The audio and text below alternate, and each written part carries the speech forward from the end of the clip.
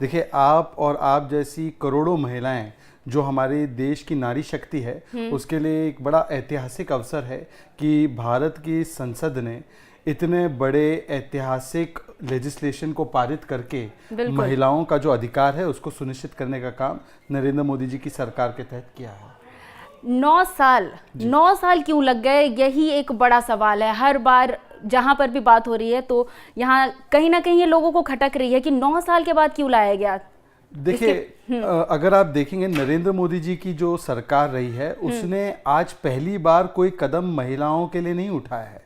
2014 से ही और उससे पहले से भी नरेंद्र मोदी जी की हमेशा एक परिकल्पना रही है कि महिलाओं के लिए होलिस्टिक तरीके से काम किया जाए, और इसीलिए 2014 में जब वो प्रधानमंत्री बने तो सबसे पहले उन्होंने लाल किले की प्राचीर से कहा कि शौचालय बनाने चाहिए। उसके बाद 12 करोड़ शौचालय बने, शिल्पा और सुल्ताना दोनों के घर में शौचालय लगे, और उससे जिस प्रकार से महिलाओं की शिक्षा, सुरक्षा और स्वास्थ्य को लेकर जो अभूतपूर्व काम हुआ वो देखने लायक है। फिर नल से जल की योजना शुरू की गई, उज्ज्वला योजना शुरू की गई।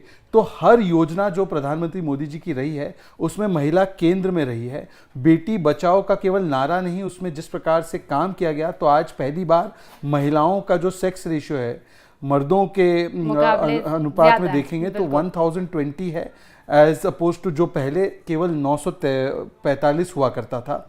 और उसके बाद हमने जनधन योजना, मुद्रा योजना हो या जो पीएम आवास योजना है, उसमें भी महिलाओं की ओनरशिप सुनिश्चित करके महिलाओं के आर्थिक संरक्षण को सुनिश्चित किया। और आज जो जब मौका मिला है तो महिलाओं के राजनीतिक जो उनके अधिकार है उसको सुनिश्चित करने के लिए कदम उठाया गया है। ये सवाल कम से कम वो नहीं पूछ सकते जिन्होंने वर्षों तक, और ये तो 27 साल की लड़ाई रही है, परंतु 60 वर्षों तक जिन्होंने महिलाओं के लिए कुछ नहीं किया। केवल और केवल शाहबानू से लेकर शायरा बानू तक उन्होंने महिलाओं के अधिकारों का हनन किया वोट बैंक के लिए। उनको ये कम से कम सवाल लेकिन पूनावाला जी, आप लगातार देख रहे होंगे कई ऐसे बयान सामने आ रहे हैं, ट्वीट्स ऐसे सामने आ रहे हैं जिसमें कांग्रेस का कहना है कि ये हमारा बिल है और बीजेपी जो है वो इसका क्रेडिट ले रही है। हमारा बिल कहाँ से हो गया? पहले तो देश की संपत्ति और देश के जो बिल होते हैं वो देश के होते हैं, वो हमारा अपना, वो कभी कहते हैं इनका G20 है। मानसिकता को दर्शाता है कि परिवार इनके लिए अहम है, लोग इनके लिए अहम नहीं है।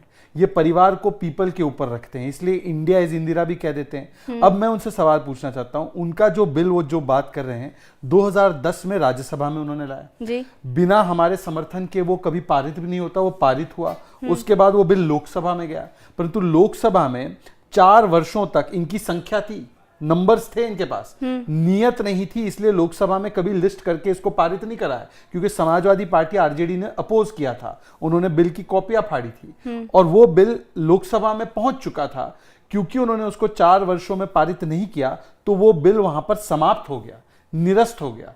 तो वो कोई बिल उनका बिल नहीं है। उल्टा उनको जवाब देना चाहिए कि जब देवेगौड़ा जी की सरकार थी या उसके बाद वाजपेयी जी की सरकार ने कई प्रयास किए लोकसभा में उसको लाने के लिए, कांग्रेस ने कभी भी समर्थन नहीं किया। और कांग्रेस पार्टी आज उनको जवाब देना चाहिए कि महिलाओं के अधिकारों को सुनिश्चित करने में उन्होंने जब इतने मौके थे तब उसको क्यों नहीं आगे किया, और केवल समाजवादी के डर से वो पीछे और जब जिस वक्त अर्जुन राम मेघवाल जी इस बिल को लेकर के पूरी बातों को रख रहे थे तो वो बार बार ये बात भी कह रहे थे कि संशोधन किया गया है, संशोधन किया गया है, काफी बदलाव किए गए हैं। तो उस पर क्या कहेंगे? क्या कुछ बदलाव है जिससे ये पता चले कि ये बिल, जैसा आप पहले ही कह चुके हैं कि देश का बिल है, लेकिन फिर भी कुछ तो चेंजेस है जिस वजह से मोदी सरकार इसे लेकर के आई है? देखिए, ऐसा है कि इस बिल में जिस प्रकार के प्रावधान डाले गए हैं ये सुनिश्चित करेगा कि हमारे देश की महिलाओं को उनका अधिकार न केवल जनरल इलेक्शन में लोकसभा में मिले, परंतु हर विधानसभा में भी उनको ये मिले। और दिल्ली की असेंबली में भी एक अलग व्यवस्था होती है, तो हर जगह पर उनको 1/3 मतलब 33% रिजर्वेशन मिले, ये सुनिश्चित किया गया है। दूसरी बात यह है कि इसको प्रॉपर तरीके से करना है। इसका मतलब यह है कि एक डिलिमिटेशन कमीशन जो होगी वो बैठकर पब्लिकली हियरिंग करके तय करेगी कि किन सीटों पर महिलाओं को आरक्षण मिलना चाहिए, और उसके बाद ये 33% लागू होगा, और उसके बाद ये पूरी व्यवस्था जो है वो रोल आउट होगी। तो ये सुनिश्चित करने का काम इस बिल के माध्यम से किया गया है। बिल्कुल। यहाँ आपने आरक्षण की बात कही, आरक्षण को भी लेकर इस पर बवाल मचा हुआ है। जैसा कि आप देख रहे होंगे कि SC ST को आरक्षण मिला लेकिन OBC को नहीं मिला। इसके पीछे के रीजंस क्या है और विपक्षियों को इसके पीछे का क्या जवाब आप देना चाहेंगे? देखिए, ऐसा है, पहले तो ओबीसी आरक्षण को लेकर जहां तक कांग्रेस पार्टी ये इतनी बेईमान और हिपोक्रिटिकल पार्टी है, मैं आपके व्यूअर्स को एक वीडियो सुनाना चाहता हूं। मुझे याद आया कि मैंने ये वीडियो संभाल के रखा था, आपको सुनाता हूं कि जब 2010 में कांग्रेस पार्टी ने अपना बिल पारित किया था, तो उस समय पर उन सोनिया जी से, क्योंकि सोनिया जी उस समय पर क्रेडिट ले रही थी, उनसे पूछा गया कि ओबीसी का आरक्षण इसमें क्यों नहीं किया गया है। तो सुनिए जवाब क्या देती है सोनिया जी। There are those who are asking about a minority quota and OBC quota. Do you feel the bill needs relooking, or is this bill in its final shape? I mean, to those who ask such questions, I would say, who prevents you from giving to Muslim women, to OBC women, a seat in the reserved 33%? Who's going to prevent them from doing मतलब वो कह रही थी उस समय पर, और उस समय पर यूपीए सरकार का स्टैंड था कि ये इस प्रकार का कोटा विद इन कोटा नहीं दिया जा सकता ओबीसी को। और सोनिया जी तो ये ज्ञान दे रही थी कि आपको कौन रोक रहा है कि जो 33% रिजर्व सीट्स है उसमें आप अल्पसंख्यक महिलाओं को या ओबीसी महिलाओं को दे दे। और जहां तक ओबीसी समाज की बात है, कांग्रेस पार्टी को तो इस पर बोलने का कोई अधिकार नहीं है। मंडल कमीशन की रिपोर्ट 79 में आई थी, उस समय पर इंदिरा जी की सरकार थी। इंदिरा जी की सरकार ने मंडल कमीशन लागू नहीं किया, राजीव जी की सरकार ने लागू नहीं किया, वीपी सिंह की सरकार बीजेपी के साथ समर्थन में बनी थी, उसने जब लागू किया तो राजीव गांधी जी ने विरोध किया मंडल कमीशन के लागू होने का। और यहां तक ही नहीं, अभी जब ओबीसी कमीशन को कॉन्स्टिट्यूशनल स्टेटस हमारी सरकार ने दिया 4-5 वर्षों पहले, तो कांग्रेस ने उसके खिलाफ जाकर वोट किया। और देश के पहले प्रधानमंत्री जिन्होंने ओबीसी रहते हुए अपने कार्यकाल को पूरा किया है, तो ऐसे देश के पहले ऐसे प्रधानमंत्री नरेंद्र मोदी है। देवेगौड़ा जी उनसे पहले ओबीसी प्रधानमंत्री बन गए थे, परंतु उन्होंने कार्यकाल पूरा नहीं किया, कांग्रेस ने सरकार गिरा दी थी। जी, बिल्कुल। और सबसे ज्यादा ओबीसी मंत्री किस पार्टी के हैं? ऐतिहासिक रूप से अब 27 मंत्री हमारे ओबीसी समाज से, सबसे ज्यादा एमपी हमारे ओबीसी समाज से 85 है। कांग्रेस के तो इतने एमपी नहीं है जितने हमारे ओबीसी समाज से एमपी है। तो कांग्रेस किस मुंह से ओबीसी समाज की बात करती है, ये समझ के परे हैं। और ओबीसी के विषय में एक और बात मैं कहना चाहता हूं, एक कॉन्स्टिट्यूशनल बात।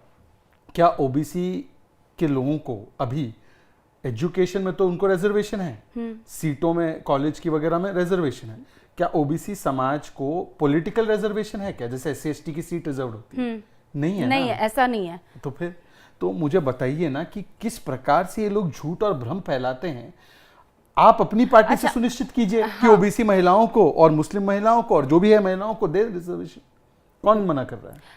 अब बात जिस तरीके से आगे बढ़ रही है, सभी का समर्थन मिला। अगर विपक्षियों की बात करें, कांग्रेसियों की भी बात करें, तो सभी का ये दो का नहीं मिला। हाँ, 2 का नहीं मिला। मैं अब यही बात करने वाली थी कि AIMIM जो है वो इसमें सपोर्ट नहीं कर रही है। क्या लगता है, क्या वजह है, क्यों नहीं करना चाहती? क्या वो नहीं चाहती कि महिलाएं आगे बढ़े? इनका कोई भी विषय उठा लीजिए खुशबू जी, आप देखेंगे इनका एंगल एक ही होता है। कोई भी विषय उठा लीजिए, उनका केवल एक ही एंगल होता है कि मुस्लिमों का क्या। मैं तो कह रहा हूं कि जो 33% आरक्षण मिलेगा, क्या उसमें मुस्लिम महिलाएं भागीदारी नहीं बनेगी क्या?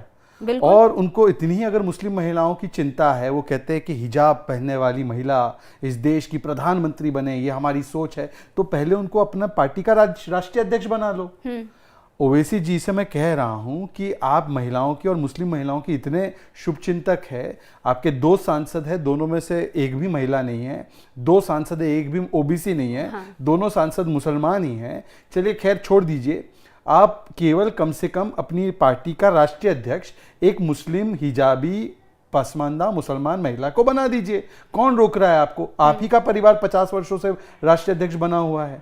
तो इसीलिए इस प्रकार की बेईमानी की बात करना। और देखिए दूसरी बात क्या कहते हैं, जैसी बात कह सकते हैं। देखिए वो क्या कहते हैं, जय भीम जय मीम। भीम और मीम का नाम लेते हैं। भीम मतलब बाबा साहब आम्बेडकर जी, आम्बेडकराइट।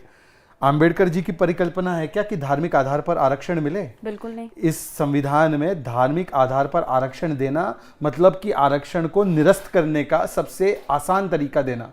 ओबीसी आरक्षण दिया जा सकता है स्कूल एजुकेशन में, एससी एसटी को दिया जा सकता है क्योंकि वो पिछड़ेपन के आधार पर है, परंतु धार्मिक आधार पर इस देश में सुप्रीम कोर्ट ने क्लियर कट कहा है संविधान के तहत ये आरक्षण देना इलीगल है, अवैध है, असंवैधानिक है, बाबा साहब आम्बेडकर जी के खिलाफ है। तो जो वो प्रपोज कर रहे हैं वो बेईमानी है। एक और सवाल कि यहाँ पर ये मांग भी उठ रही थी कि जब ये बिल, क्योंकि कहीं ना कहीं सबको पता है कि ये बिल जो है कानून बनने वाला है, ये पास हो ही जाएगा, 2024 में ये लागू नहीं होगा, ये भी आप जानते हैं। जैसा और इसी को लेकर लगातार विपक्षी ये भी बोल रहे हैं कि 2024 में लागू क्यों नहीं होगा। हाँ। मेरा भी यही सवाल है और चाहूंगी कि आप बताएं कि 2024 में क्यों नहीं लागू होगा, वो अगले चुनाव में क्यों, देखिए 2027 से, चाहे वो विधानसभा हो और उसके बाद लोक जी। आज की तारीख में हमारी लोकसभा में 545 और एक्चुअली 543 543 सीट्स है।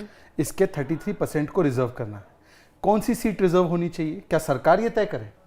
नहीं, ये आपने बताया। हाँ, मान लीजिए सरकार के हाथ में हो और सरकार कोई सीट रिजर्व कर ले और अच्छी नियत से करे, और उसमें जैसे कल अमित शाह जी ने बताया और आज नड्डा जी ने बताया, मान लीजिए उसमें वायनाड रिजर्व हो जाए, मान लीजिए उसमें रायबरेली रिजर्व हो जाए, मान लीजिए कि उसमें और कई ऐसी सीटें रिजर्व हो जाए, तो क्या होगा?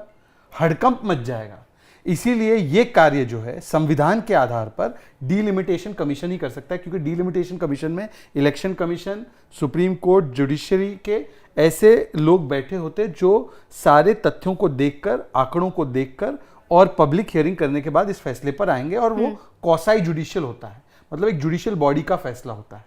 और डीलिमिटेशन के पहले, डीलिमिटेशन कमीशन के पहले नेसेसरी है कि एक सेंसस हो, क्योंकि सेंसस के ताजा आंकड़ों के आधार पर ही वो निर्णय कर पाएंगे। तो पहले सेंसस होगा, फिर डीलिमिटेशन कमीशन बैठेगी, उसका तय करेगी कि कौन सी 33% सीट्स पे होगा, और उसके बाद वो लागू होगा। ठीक है।